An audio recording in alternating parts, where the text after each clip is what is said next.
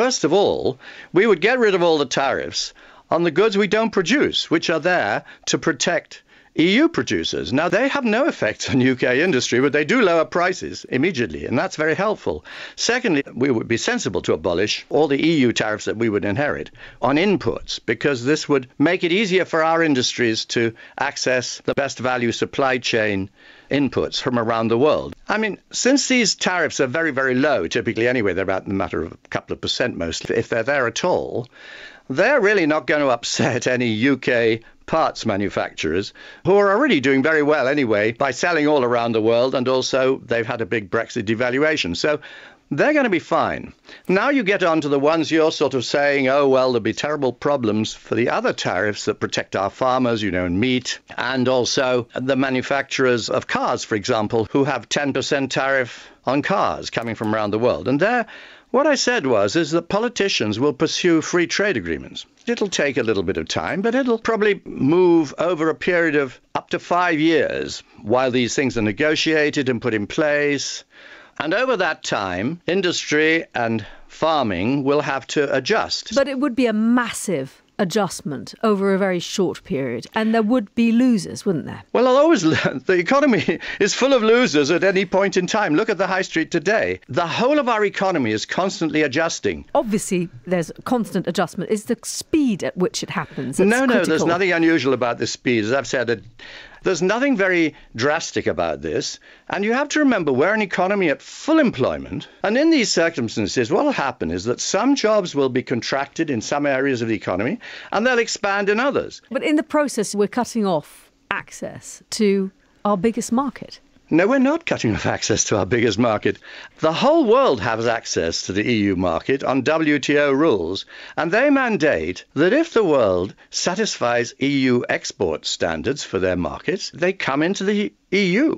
Who are you going to sign free trade agreements with? We want to sign free trade agreements with the best suppliers in the world that are currently paying 20% entry fee to enter our markets. So we get rid of that entry fee with them and get their products at world prices. And they are, most importantly, the US, because the US is the biggest supplier of food and manufacturers across the board in the world. Under President Trump, who's himself quite protectionist. President Trump has said he's very keen on a free trade agreement with us. Yeah, but he says a lot of things, doesn't he? As you know, he's not very keen on the protectionism of the EU or of China, and his beef is with them. He'll have no beef with us after we leave, because we will want to have free trade with him, which is what he approves of. But he can dictate the terms. The economy there is much bigger than the UK. But, Manuela, that's what we want.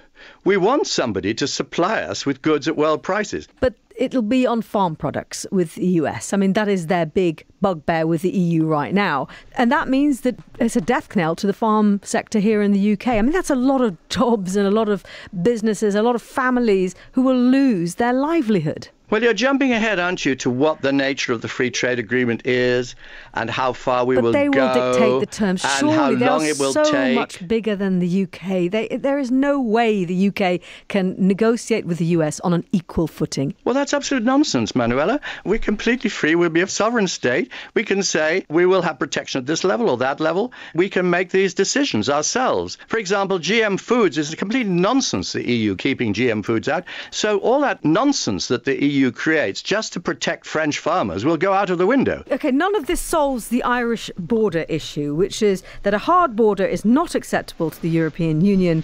And that is one of the big stumbling blocks for getting a Brexit that's acceptable for people like you. It would be handled by technology. There isn't very much trade even at the Irish border. And the interesting thing is that the EU has... But it's not about trade there, isn't it? It's about politics as well. Well, I agree with you, Manuela, but the EU has agreed that they won't erect a hard border. Of course they won't. We won't erect a hard border. The Irish have no incentive to erect a hard border. Who's going to erect a hard border? It's a non-issue. You've laid out your case there, but big businesses disagree with you. The civil service disagree with you. The majority of economists in the UK are not on your side on this. You are an outlier in many ways.